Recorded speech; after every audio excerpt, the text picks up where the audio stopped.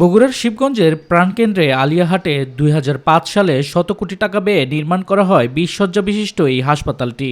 নির্মাণের পরপরই সরকারিভাবে নিয়োগ দেওয়া হয় ডাক্তার, নার্স সহ মোট ১৫ জনকে। দেওয়া হয় একটি অ্যাম্বুলেন্স, ২০ জন রোগীর জন্য bed, X-ray machine, operation theatre সহ প্রয়োজনীয় আসবাবপত্র। আমরা জানি এখানে সব কিছু রেডি আছে। চিকিৎসা সেবার যা যা যন্ত্রপাতি প্রয়োজন, মেশিন টেশিন যা বলেন এক্সরে সব ওকে আছে। কিন্তু বাস্তবে হাসপাতালটিতে নেই জরুরি বিভাগ, নেই রোগী ভর্তির ব্যবস্থা। শুধু বহির্বিভাগে নামমাত্র চিকিৎসা সেবা দেয়া হচ্ছে, তাও নিয়মিত ওষুধ না পাওয়ার অভিযোগ রোগীদের।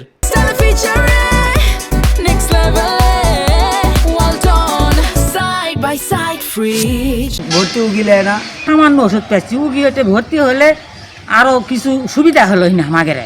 এখানে ভর্তি হওয়ার মতন কোনো ব্যবস্থা নাই। স্থানীয়দের অভিযোগ, হাসপাতালের ডাক্তার, নার্স নিয়োগ থাকলেও বর্তমানে কর্মরত রয়েছে মাত্র ৫ থেকে ৬ জন।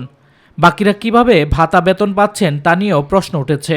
এছাড়া রোগীদের জন্য বরাদ্দ সরকারি অর্থ কোথায় ব্যয় হচ্ছে এ বিষয়ে মুখ খুলতে নারাজ হাসপাতালের সংশ্লিষ্ট কর্মকর্তারা। দ্রুত জরুরি বিভাগ চালু ও রোগী ভর্তির ব্যবস্থার দাবি এলাকাবাসীর। সবকিছু পরিচালনা ভালোভাবে হোক, কার্যক্রমটা চালু হয়, তাহলে আমাদের আশেপাশের এলাকার লোকেরা খুব উপকৃত হবে।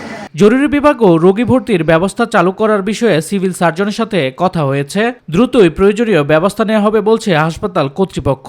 আমাদের ওখানে অন্তর্বিভাগ এবং জরুরি বিভাগ এই মুহূর্তে চালু নেই, সেই জন্য আমাদের ওখানে অতিরিক্ত কিছু স্টাফ এখনো উপজেলা স্বাস্থ্য কমপ্লেক্সে কাজ করতেছে, যার মধ্যে আমাদের সিনিয়র স্টাফ নার্স ৩ জন আর বাকি 2 জন ওই আলিয়াঘাট হাসপাতালে কাজ করতেছে।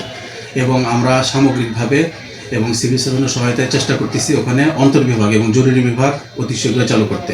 শত কোটি টাকা ব্যয়ে নির্মিত হাসপাতালটি চালু হলে শিবগঞ্জের 4টি ইউনিয়নের হাজারো মানুষ উপকৃত হবে, এমনটাই প্রত্যাশা এলাকাবাসীর। শামস তাবরিজ উচ্ছ্বাস, মাই টিভি নিউজ ডেস্ক।